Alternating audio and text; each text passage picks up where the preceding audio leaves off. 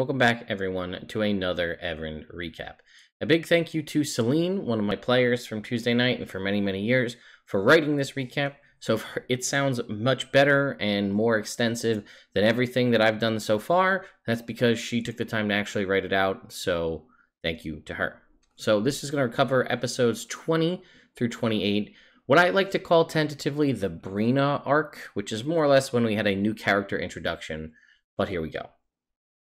After deciding which route to take back south towards Gouger, the party visited the Doton Abbey supply room to prepare for their journey in the abandoned tunnel systems.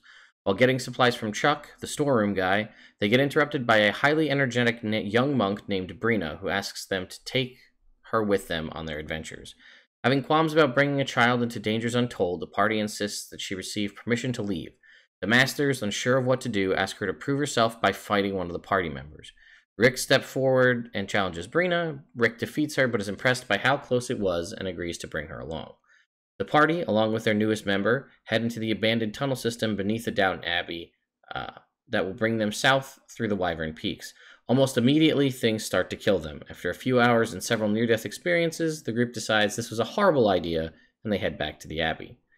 The party spends a few more days at the Abbey before heading north to the town of Felliston, where they hope to find a ship to take them to Bricken's homestead. The journey is easygoing until they're attacked by an ice bear in the middle of the night.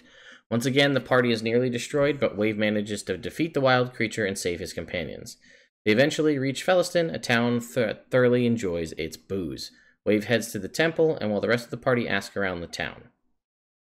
Wave heads to the temple. Wave learns of a captain named Dick who might be willing to take them.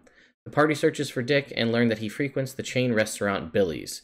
There are 3 separate Billies in town, so the party splits up to stake out each one. Dick ends up in Rick and Oz's Billies, and the duo invite him to play darts. They consume copious amounts of alcohol and cause a scene before Dick agrees to take the party on his boat. After an evening filled with drunken shenanigans and petty larceny, the highly inebriated group sets sail for Bricken's homestead. Unfortunately, the journey isn't easy. Almost right off the bat, the group gets attacked by an undead great white shark who is being ridden by a cleric.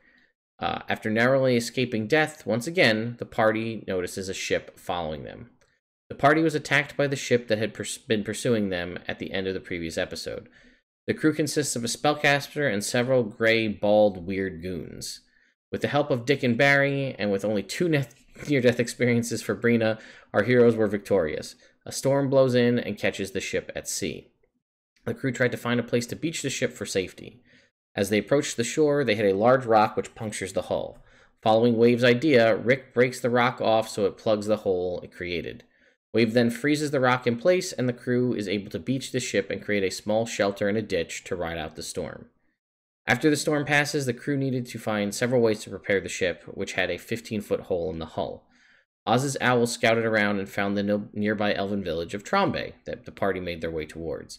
The village is in the midst of a celebration. Centuries ago, this started a ritual to ward the Queen of the Night and magic, but now it has become an excuse to party. There's music, booze, food, and it culminates with a horse race in which last year's champion carries a golden scepter around the city. The city has shut down for the festival, and the party won't be able to get the help with their ship until the festival is over. The party is asked to participate in the race to ensure that the scepter makes it all the way around to all 9 points. However, during the race, traders hidden in the town activate magic from the Shadowfell and transport the riders to that plane of existence for portions of the race. Through many obstacles, Brina wins the race and completes the ritual.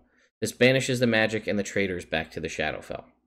After the festival, some elves agree to help repair the ship. While that's going on, Wave contemplates buying a horse. He borrows the money from Brina so he can get a majestic, slightly magical horse that he names Trin.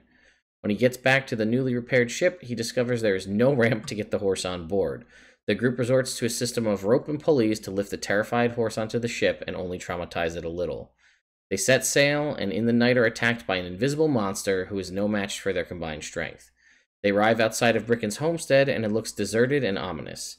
They send Owl with a note for Captain Maddox to ask if they should dock. While they wait, they argue about what to do next. They receive an answer from Captain Maddox saying they should come ashore.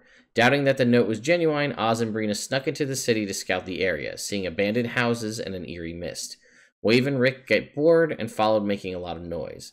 Oz lost his temper and yelled at Rick for not following the plan. When Rick laughed at him, Oz got fed up and sailed away with Dick and Barry. The remaining three went back to Bricken's homestead to see people barricaded in the militia's barracks, having suffered a dragon attack several weeks back. Captain Maddox asked the group to go to Carrickfern and request aid from the dwarves. Be sure to stay tuned for my next recap, which is going to cover episodes 29 to a number that I don't remember off the top of my head. But that is what I like to call the Rev arc, or at least introduction to Reverence. See you guys next time.